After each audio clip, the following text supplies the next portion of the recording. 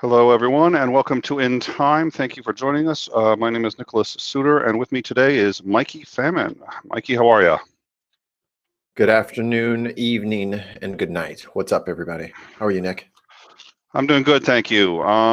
So today we are here for breaking news. We're actually covering three stories today. It would seem like any one of them should be sufficient, but I think when you take a look at them, they're actually not all of them are necessarily as they may appear. Let's start with the coronavirus, which is expanding and is now on every continent on the planet, with the exception of Antarctica.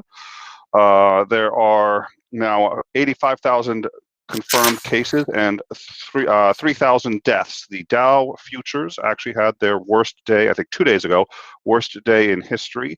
The Dow futures are now down 500 points, or 2%, and that would be 7 consecutive countries that the Dow has been in the red. Do you know what Dow futures are, Mikey?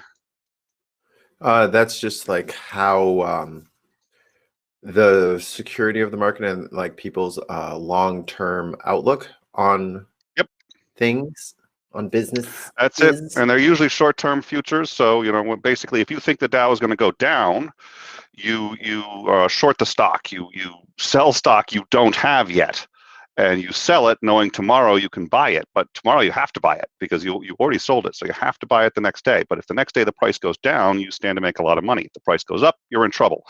So what basically is happening is people are shorting the stocks. They are, especially when it comes to futures, they are predicting that the stock market will go down and go down significantly. And based on those predictions, well, who knows what's going to happen. I tend to put a lot of, no pun intended, stock in those predictions. And the reason is people who do those kinds of trades only survive in the market. They only make money if they know what they're doing and if they really have looked at the data. So I'm a big fan of sort of futures markets as good indicators. They're not 100%, but they're good indicators. So a 500 point drop in the futures for the Dow is reasonably significant. So the Australian markets are already open and have fallen 3% so far today. Obviously, airline stocks are being hit hard. That you'd expect.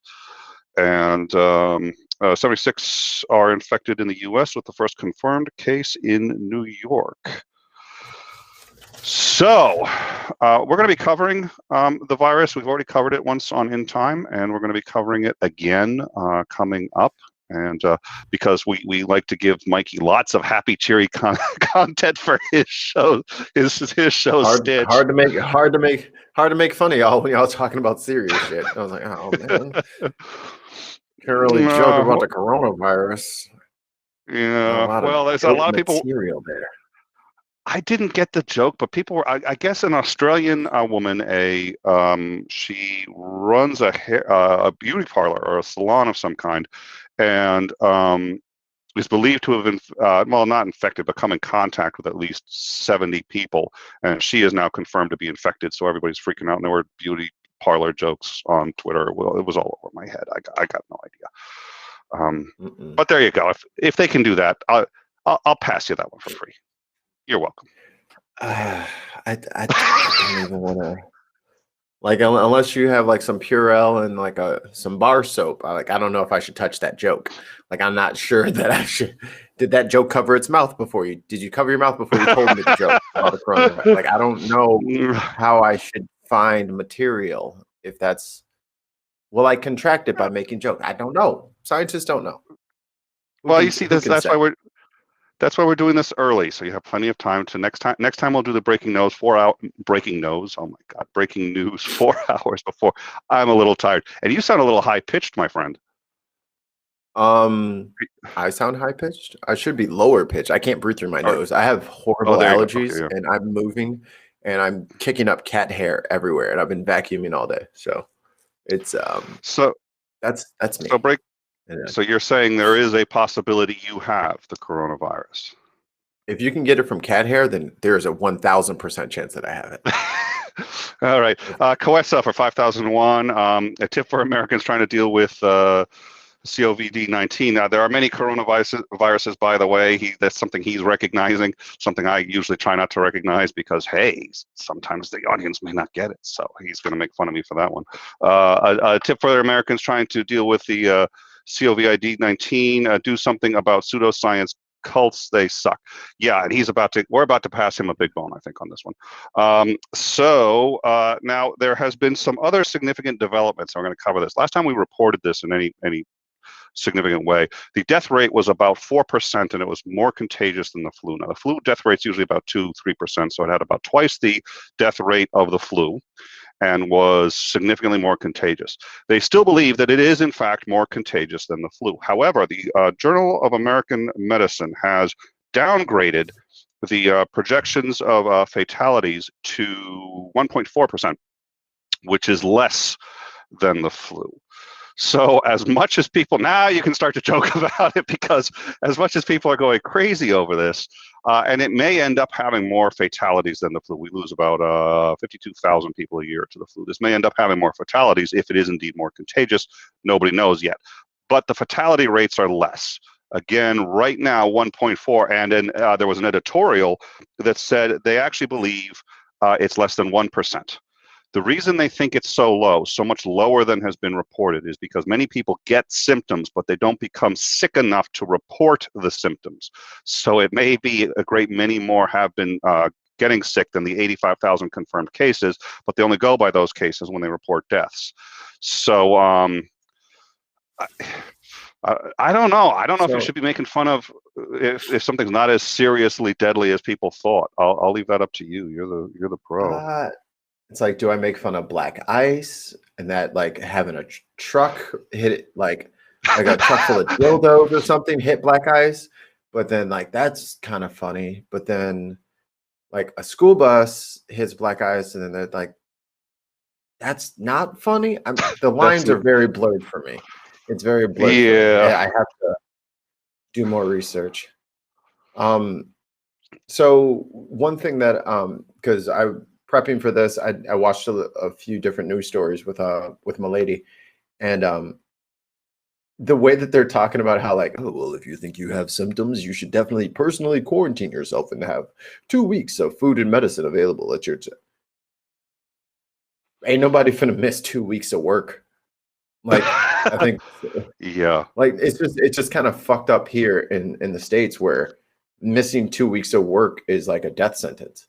Like, I'll lose my home. I won't be able to afford food, and I will be homeless. Like, what are you talking about? Don't go to work for 2 weeks. Like, that's just not an option. So I think that's a really good point. Like, and so if people start to feel these symptoms, other people think that they should, like, the best thing for the country would be for if people thought they had corona, then they should stay home. But pragmatically in their head, they're like, I can't just stay home because I have to earn. Like, I need income. Like, I can't just stay home. So I don't know that Americans are going to just, I have the flu and my chest hurts real bad, but I'll just be real careful. Like, I think that's kind of the American way. And the virus would love if everyone just did the American way through this whole thing. All right, I think that's a huge part of the problem with our healthcare, with not a purely capitalist society, but one that tries to become as purely capitalist as possible. And oh my God, any number of other problems.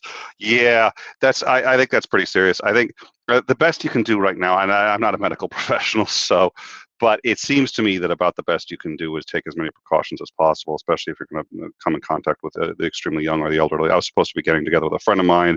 Her mother is undergoing chemotherapy, and I called her up right before going. I said, by the way, this isn't a big deal, but I got the sniffles. Is it all right with you? And she said, actually, no, we shouldn't get together. I got pneumonia from those sniffles a bit later, so she probably called that one correctly. Mm-hmm. But I was certainly pulling out of work isn't usually an option, and unfortunately it doesn't work that way. The good news is, at least not in this country, the good news is it's starting to look like this is a lot less serious than people were initially reporting, and so my hope is that trend continues. Much of this information about the numbers maybe being a lot lower than people thought is only starting to filter out now. It hasn't hit on the futures markets. It hasn't hit anywhere else, but I'm hoping that yeah, and a number of these infected cases have come from Iran. The woman who ran the beauty salon came from Iran, And then I think there's a case, the first New York case also came from Iran. Because it's somewhat more contagious than the flu, that's why they're concerned about how rapidly it spreads. But it looks like the fatality rates are, in fact, lower. If you have symptoms, doesn't mean you've already. I forget what the incubation period is, and last I looked, nobody knew. They may know by now, or at least have a better idea as to what the incubation period is. Last we reported, nobody knew, and I haven't. That's a really good question, Bull. I will. I'm on the CDC I will website. try to look I'm on the CDC. I'm on the CDC website right now. I'm trying to find out. Oh well, there's a smart guy. Yeah, they'll have it. So, all right. Well, I'll give him another minute to look that up. Thank you, Mikey. But yeah, I mean, like I said, so and we had said this earlier. You know, don't panic. Everybody's freaking out, and it's our instincts to freak out on these kinds of things. There's an evolutionary reason why we freak out on these things, actually, because you know, you can overreact to things 1,000 times and be wrong all of those. But if you underreact just once and it kills you, guess what? You've been selected out of the gene pool. So it selects, nature selects for people who overreact to things, unfortunately. So I think we're going to try to, okay, he's saying, so we're hearing here from Red Eye that it's over 14 days of an incubation period. They know that. I mean, once you're exhibiting symptoms, you're probably contagious well before that. It's a question of how long are you contagious before that. But I mean, that doesn't mean once you're exhibiting symptoms, that doesn't mean that you should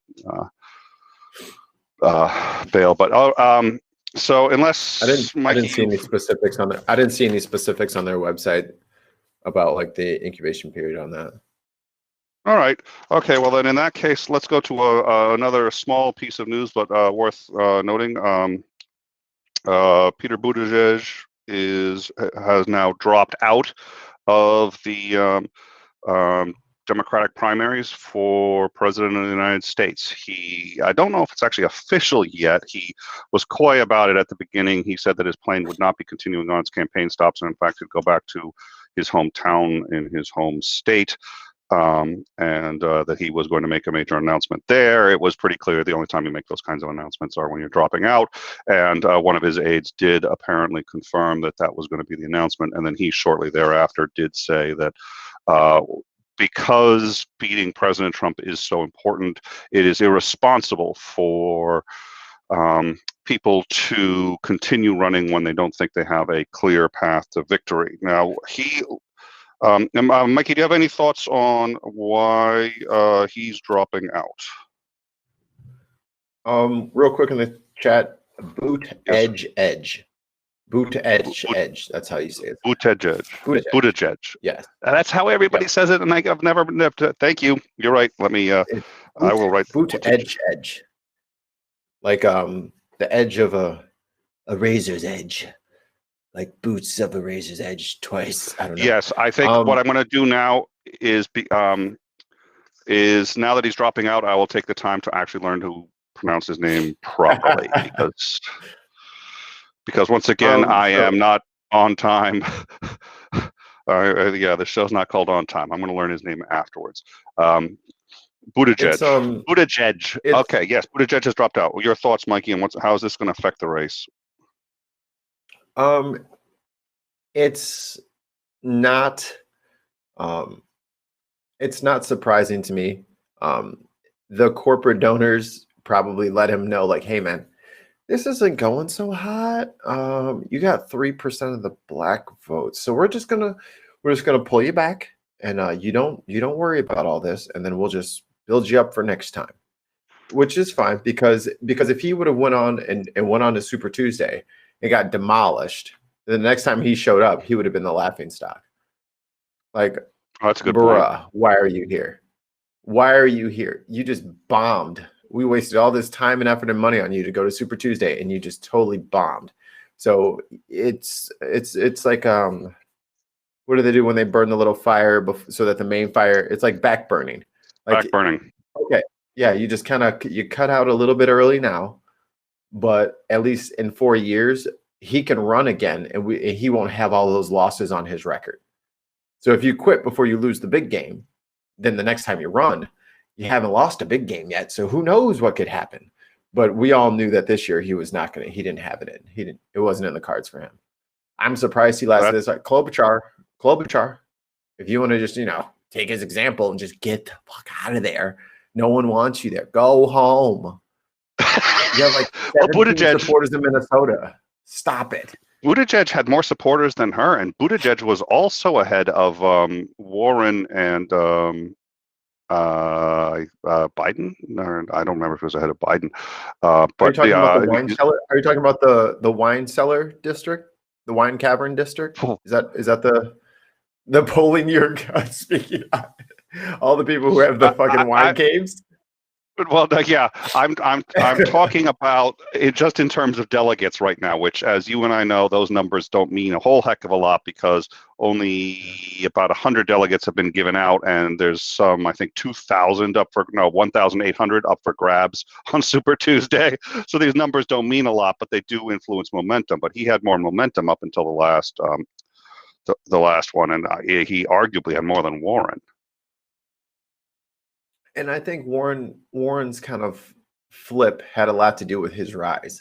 Like as soon as she said, "Well," and then she redescribed her plans for her healthcare system, and then everybody like dumped her like a sack of moldy potatoes. Like that's where they went.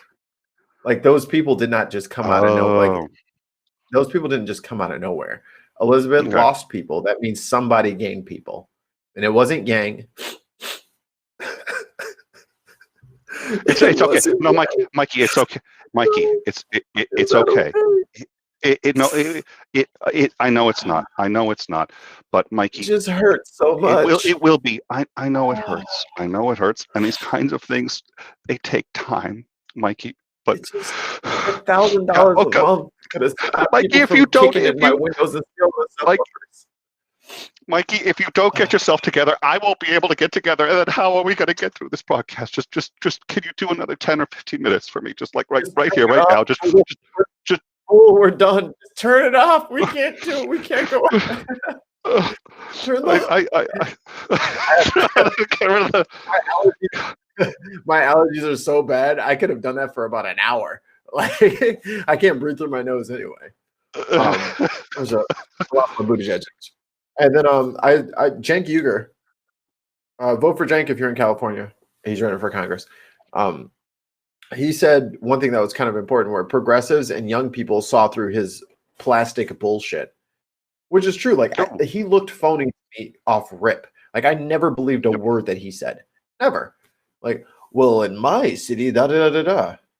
That's hilarious because I there's like 3 or 4 cop watching channels that I watch, and one of them is live every night in South Bend, and I click on there every once in a while, and I have a working relationship with those guys, and I'm like, hey, you're in Mayor Pete City. He's just like, oh yeah, that fucking guy. And I'm like, no, like he's not what he portrays himself to be.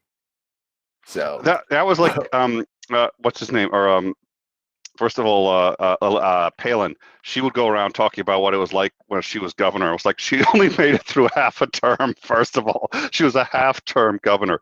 Second of all, everybody there hated her, and they actually voted for governor to get her out of whatever the other. I forget what there was like a backroom deal that was done to get. Oh my God, everybody hated her. I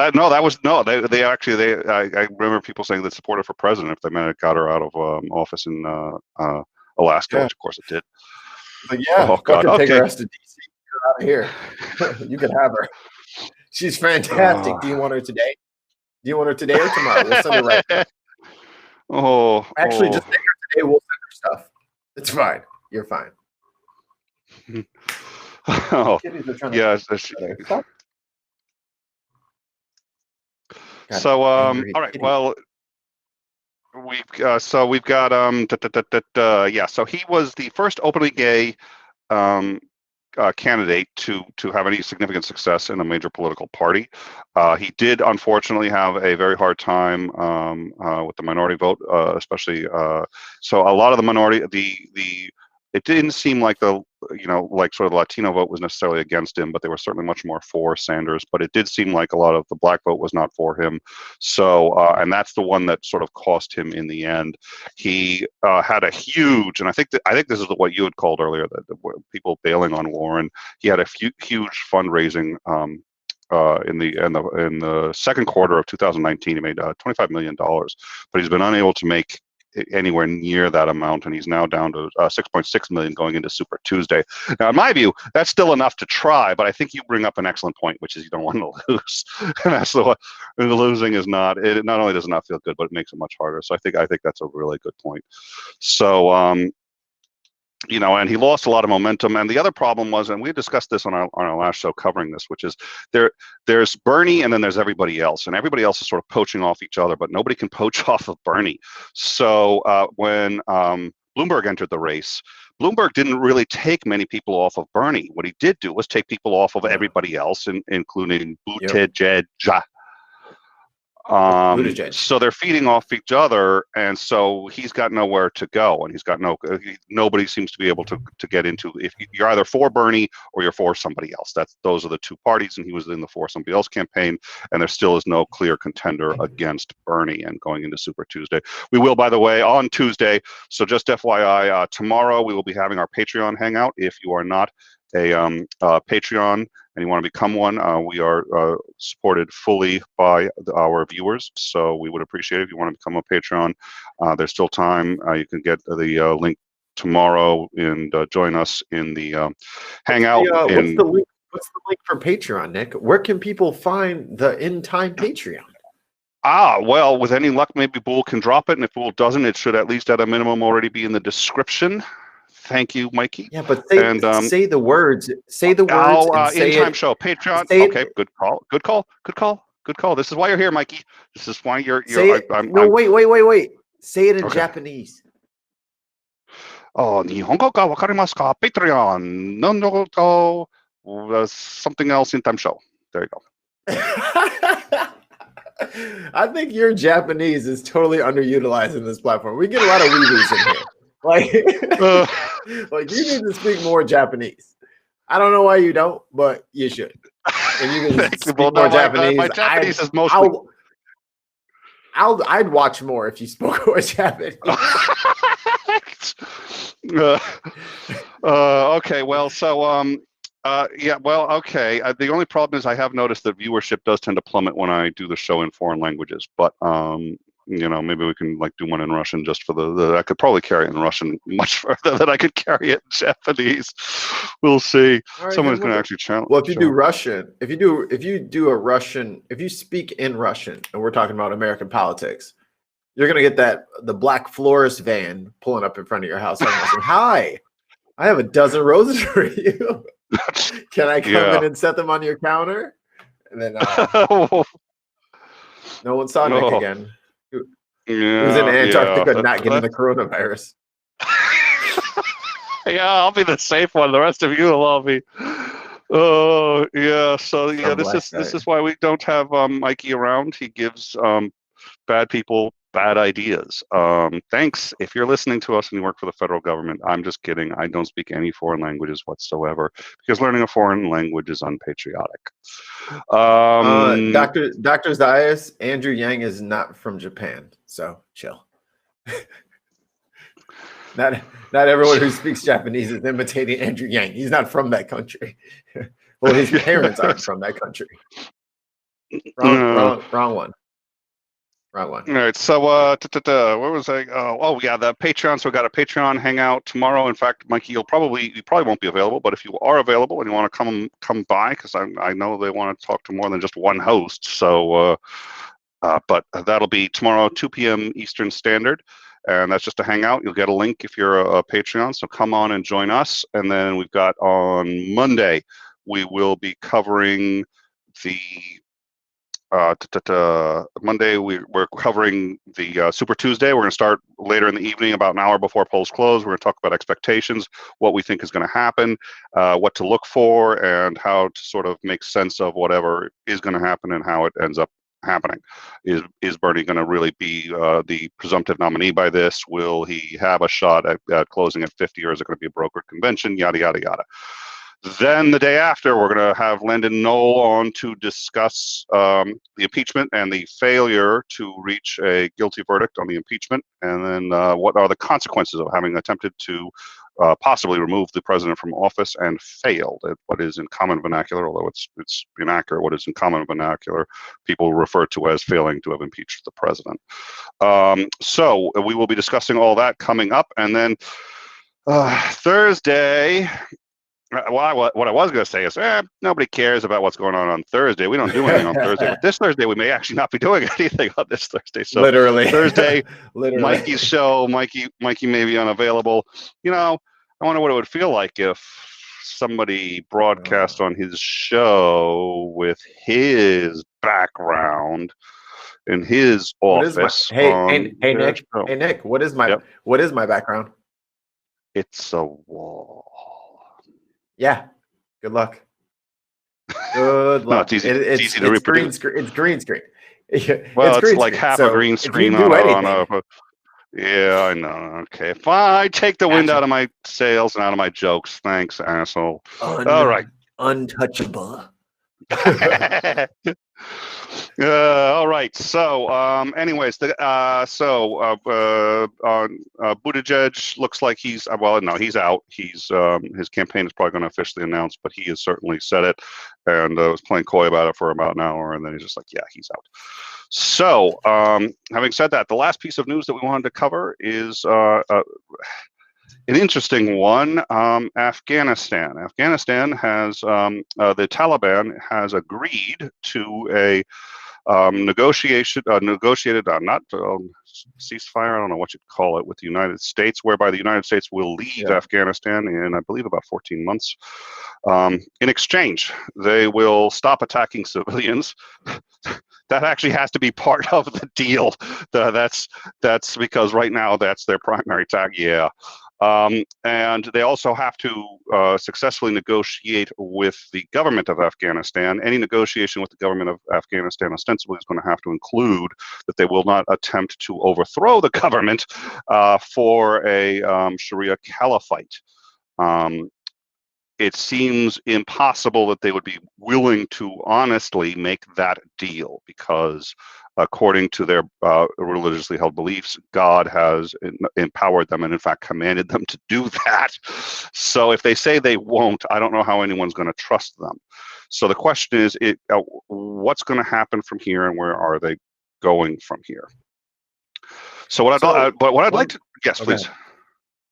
Please. So this was first reported August 2nd. Like, this is old hat at this point.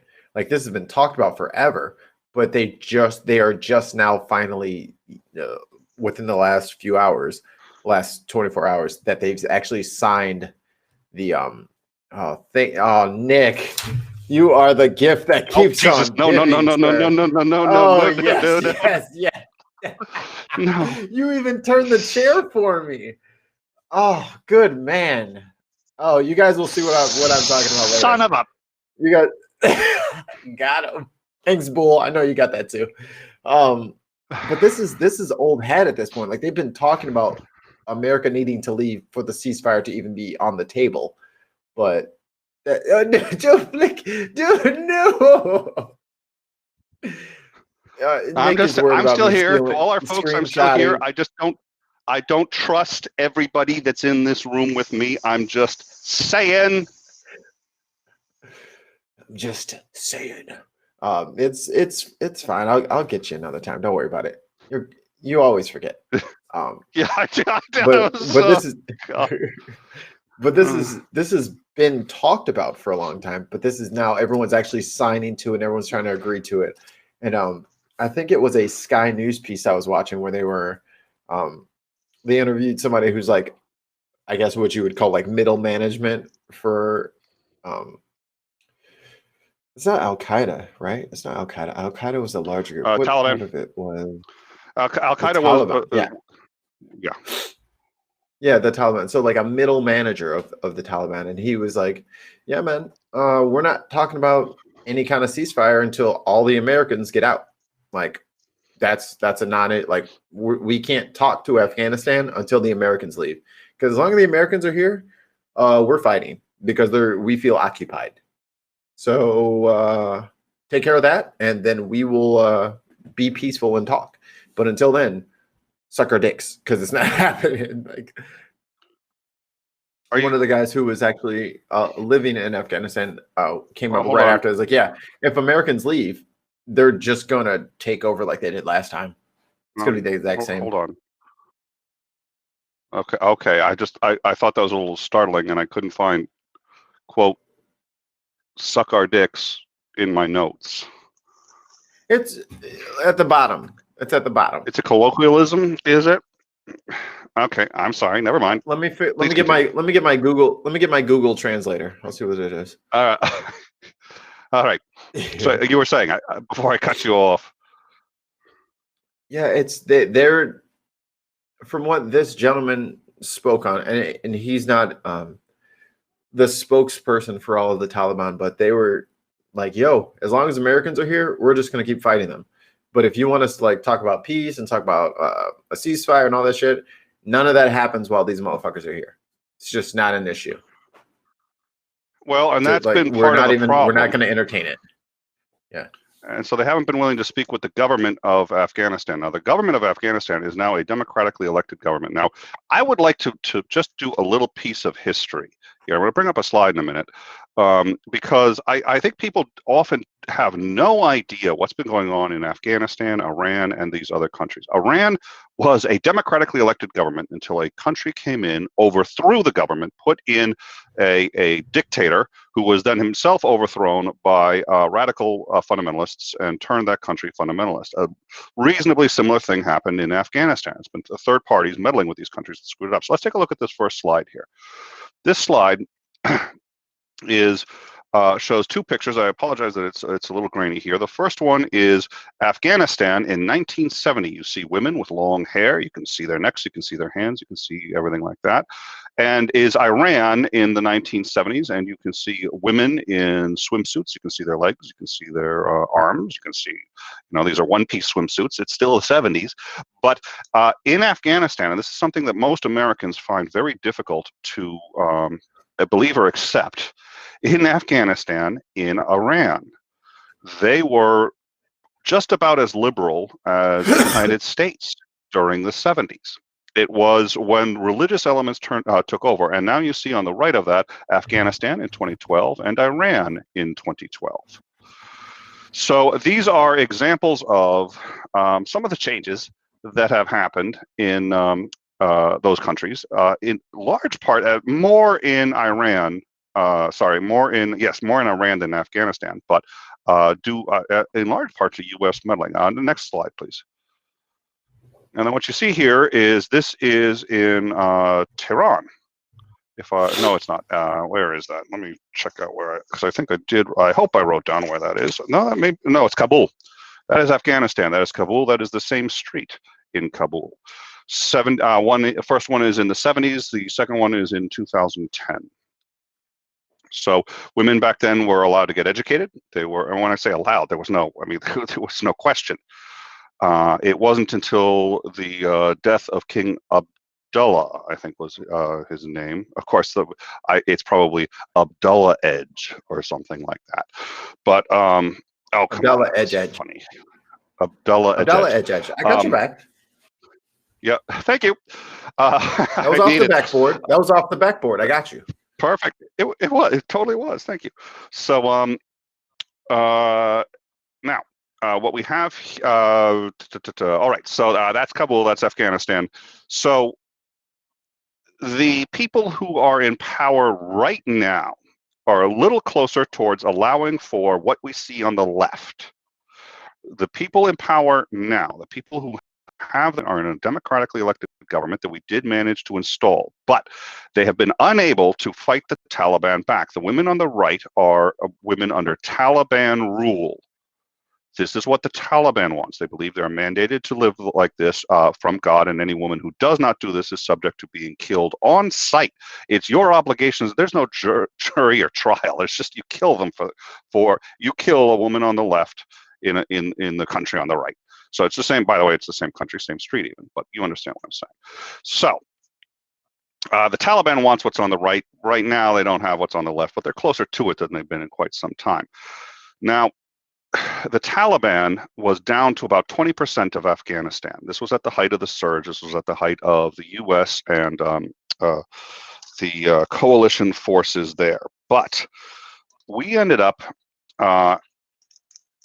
we are at the point now, let's see, we have 32,000 civilians dead, 58,000 security personnel dead, and ostensibly 42,000 enemy combatants dead. Now in 2014, all of the coalition, save for us, pulled out and said we are not going to do combat operations. We'll do support operations, but we won't do combat operations anymore.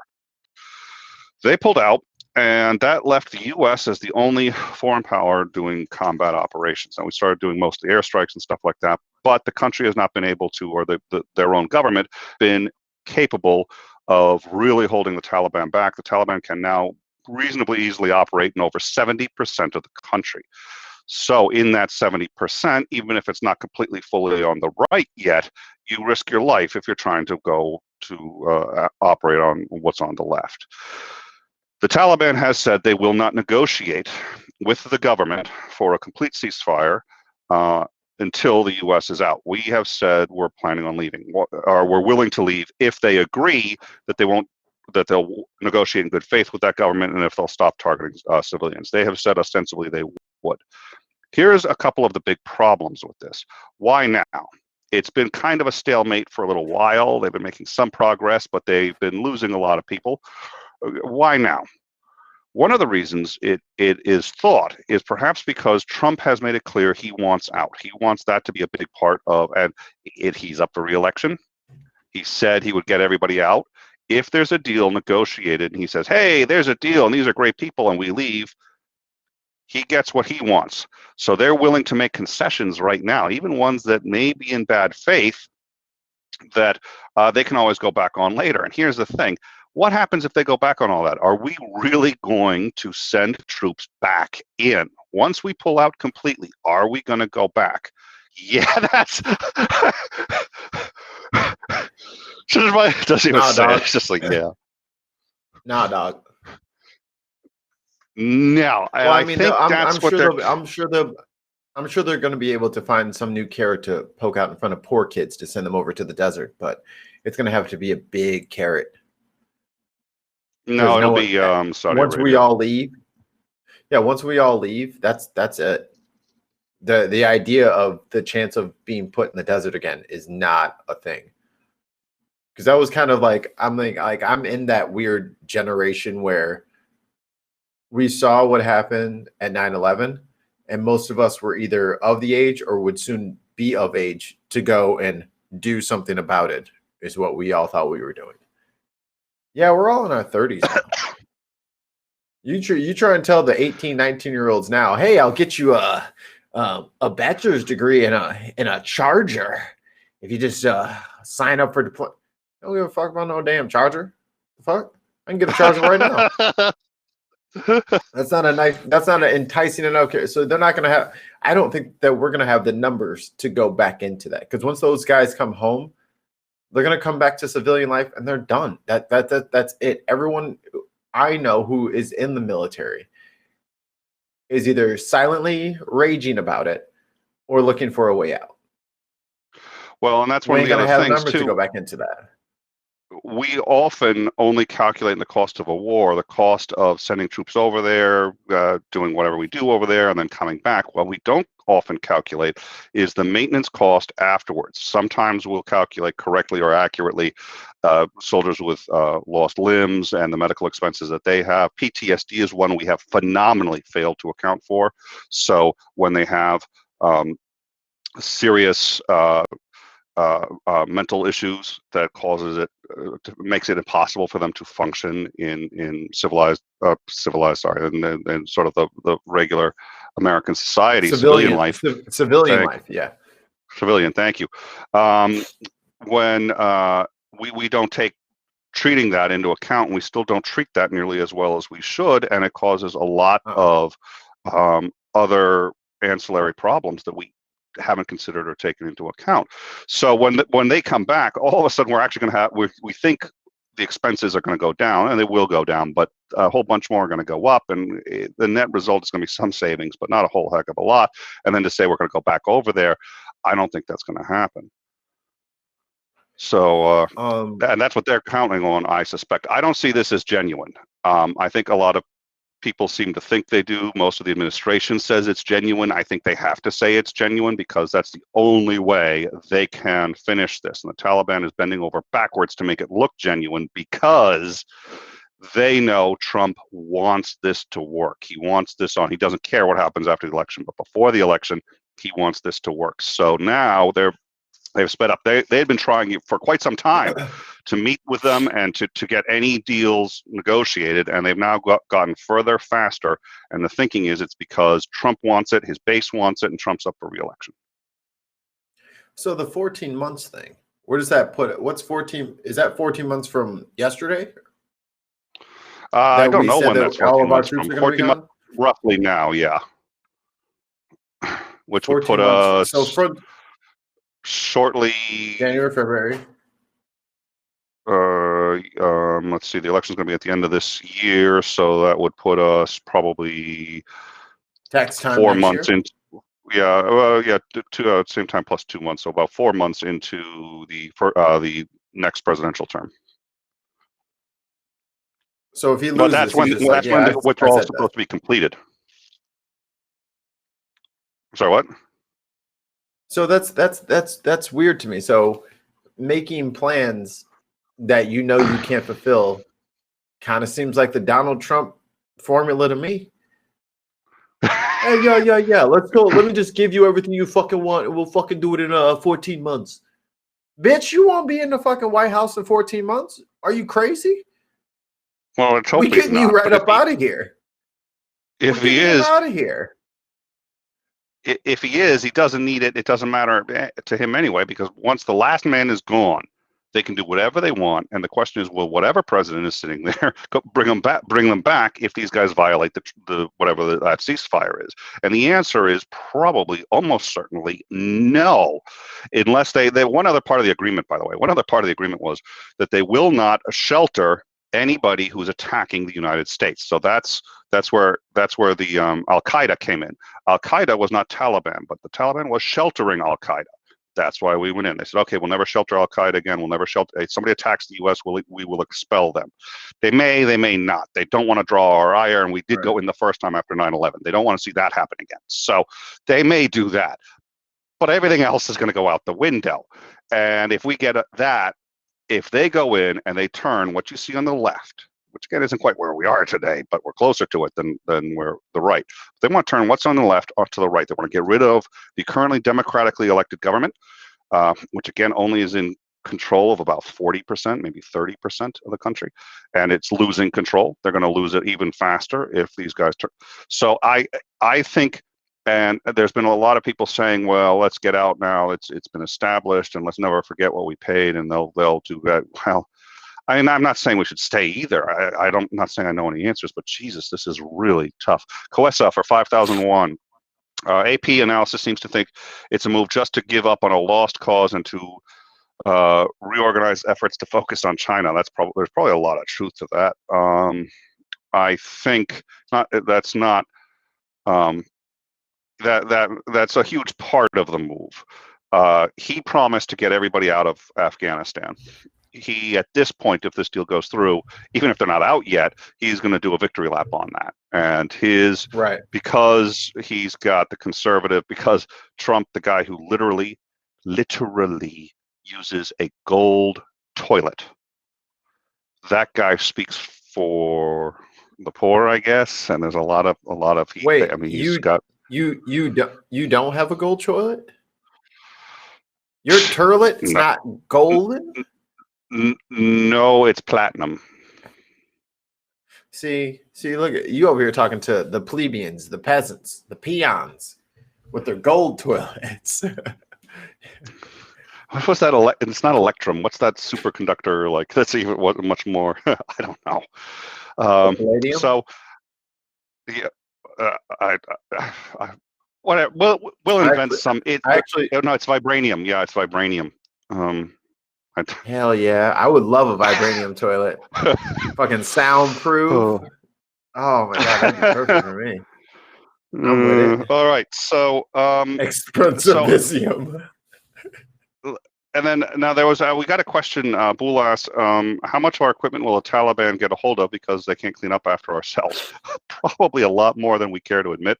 One of the things I pointed out was when we invaded Iraq, there in fact were weapons of mass destruction in Iraq. There absolutely were.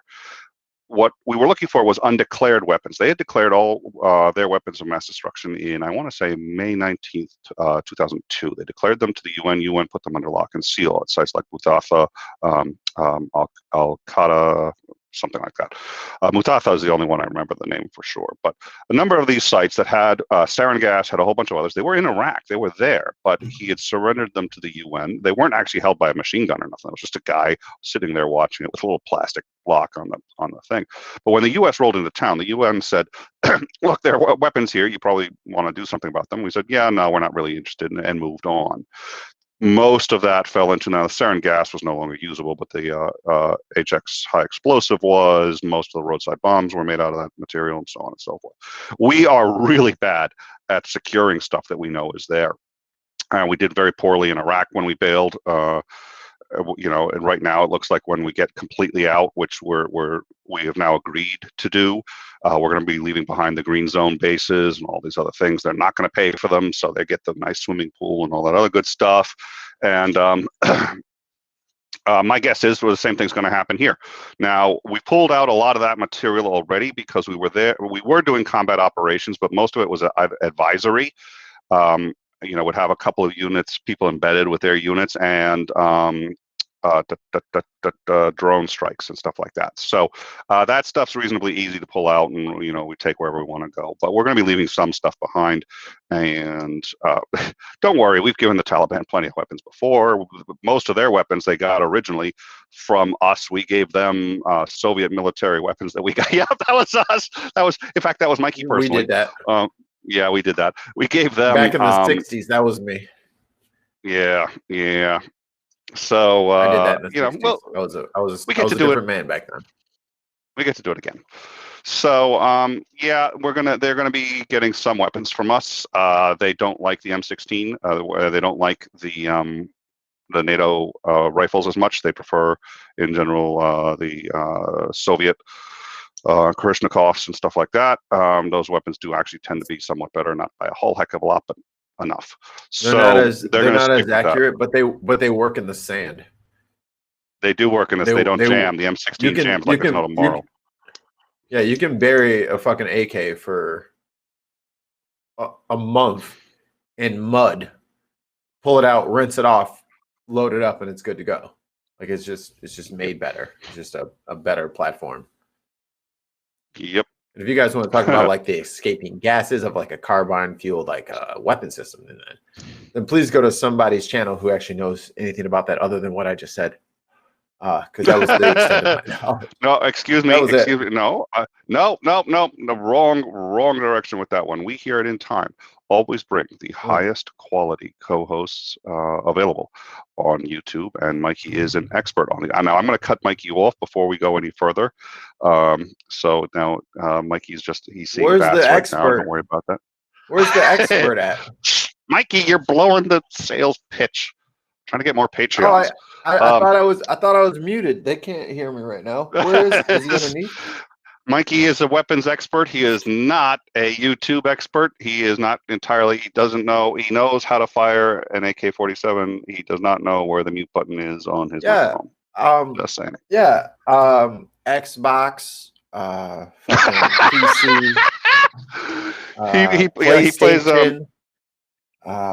I even take it back to the Nintendo 64. Like I've been firing this weapon for years, decades now. Like I've been using Yeah, AK-47 in most of my campaigns. Uh, Mikey's got the Ghost it's a little, Recon down, just yeah. down. I mean Rainbow Six. that franchise is a little campy, but you know, Rainbow Six is a little nerdy for what it does. But yeah, I'm an expert in all that. Simple point and click interface. There you go. That's what I'm talking about. Okay.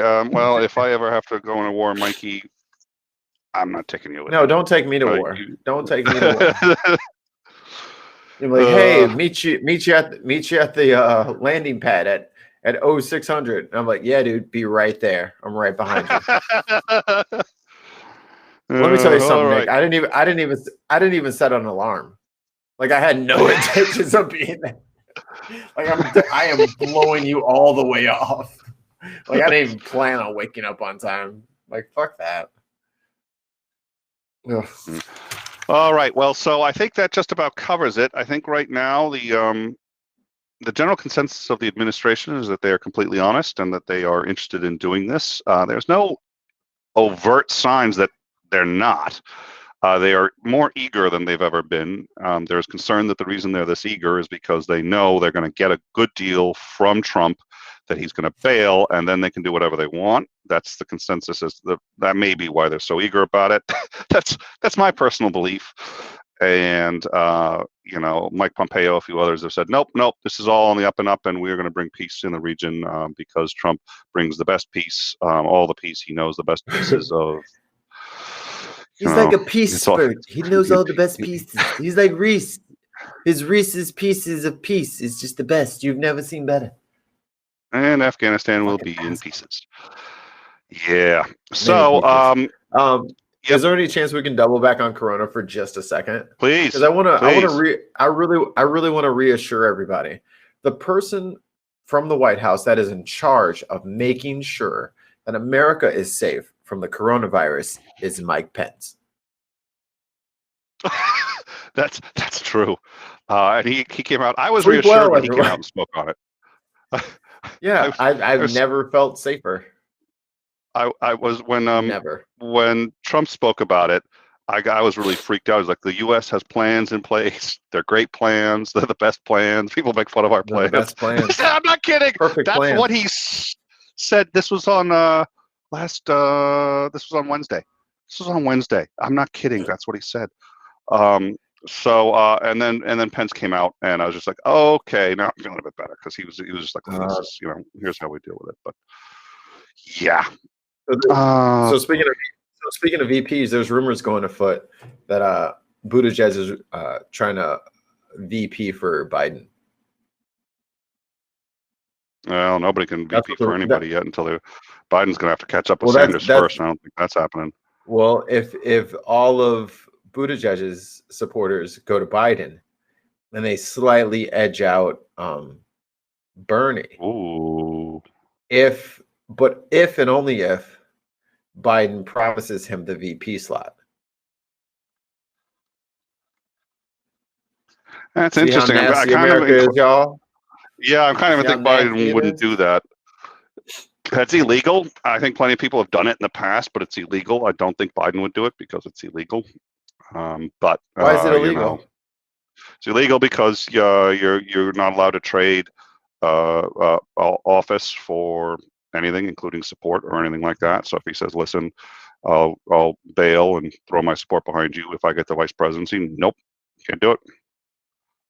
Look, you were just on my episode of A Stitch in Time every Thursday on the In Time Network about Buttigieg. Stuff being illegal has nothing to do with whether or not people do it. Listen, I agree that people do it. Do you think Biden's the kind of guy to do that? Yeah. Okay. Obama is not throwing him no kind of support. Obama's like, so yeah, my dog is awesome. I've been reading a lot of books lately. I went and saw this movie. It was great. That's all the fucking media you get out of Obama. He ain't said shit about Biden. Yo, everybody check out The Watchmen. Fucking amazing on fucking Amazon Prime if you got it. He ain't said shit about Biden. And that was his vice president. He ain't said a fucking peep. Oh, that's funny. He ain't said shit to support that guy. So I mean, he might. I don't think he's above it. Did he smell Buttigieg's hair? Did he smell his hair and grab his lower back? I don't know. I wasn't there. It could have happened. Now beyond Mikey, the realm of I know. Since I know we've had this discussion, I know since you got deplatformed on Pornhub, you've been looking for ways to branch out and bring your special brand to other channels, but that's not necessarily appropriate. That was a closed door meet. That was a closed door meeting. Well, go ahead. Fair enough. Fair enough. But you know, if you're just going to bring up the Biden Buttigieg tryst on our air, I'm just saying.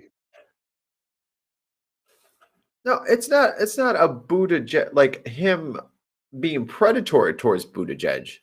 It's just Biden would do that too. Like if you had like what the Swiffer wet jet, you know how most people just like lean it into a corner until they need to use it again. I am fairly certain that Biden has smelled several Swiffer wet jets, thinking that they were women in the corner because his eyesight's not great. That's Biden. That's his whole deal. He's a sniffer. He likes to sniff.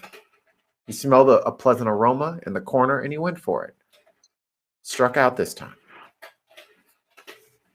On an unrelated note, Boole, I did forget to mention that we have an emergency cutoff code to kill a stream if it's running live and things head south. And it occurred to me that maybe you should have known what that code was a couple of weeks ago, if not 5 minutes ago. So we'll discuss that later. You gotta turn both keys at the same time, and I stole Boole's. So all right. Well, listen, I think yeah, the red pen, that'll be if I start banging on the camera with the red pen. All right.